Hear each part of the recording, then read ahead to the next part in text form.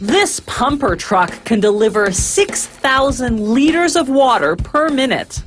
Mechanical engineers usually custom design fire trucks to suit the particular needs of the fire department placing the order. The truck's body is made entirely from 4mm thick sheets of marine-grade aluminum. Following the technical drawings, workers cut the aluminum panels to the sizes required, notching certain corners at a 90-degree angle. Workers weld the pieces together to form what's known as the crew cab. The crew cab not only carries the firefighters, it also houses the control panel for the water system.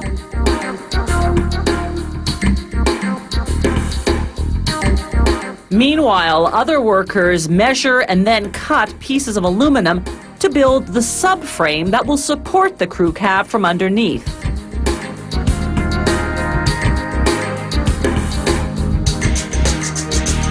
They weld the parts together.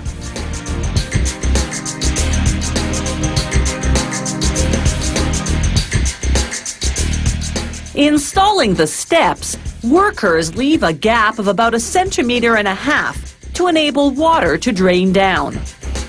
They line the storage compartments with aluminum sheets, using a sander to make textured circles on the smooth surface. This pattern will camouflage the scratches that moving equipment in and out will inevitably create. They use a machine called a press brake to bend the sheets to the required shape.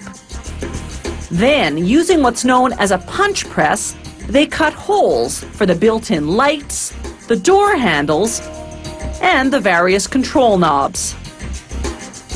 Workers now assemble the pieces and make any necessary adjustments before painting rather than after to avoid damaging the finish.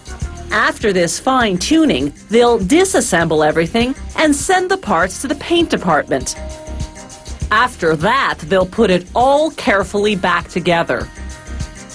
The full-scale assembly can now begin, starting with the water pump. It arrives here ready-made from the supplier. Next comes the crew cab. This one isn't for the pumper, but rather for a yellow rescue vehicle. The pipes that lead to and from the water pump go into a threading machine. The pipes are part galvanized steel, part stainless steel.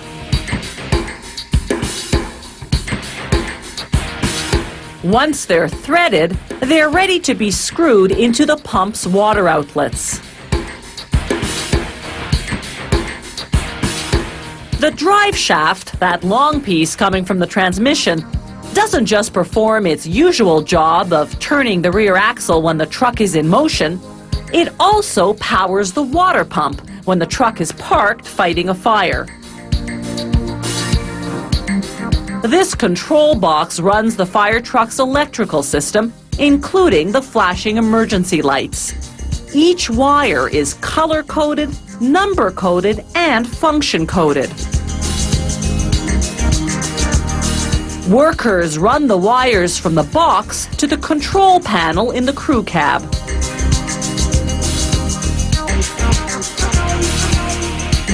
Then they hook up the odometer, speedometer, and other dashboard indicators. They install water pressure gauges, adapters for connecting the hoses to the water system, and pressure release valves for adjusting water pressure. Lo and behold, a shiny new fire truck built to a department's exact specifications. Only there's one thing the client didn't have to specify, that it be painted fire engine red.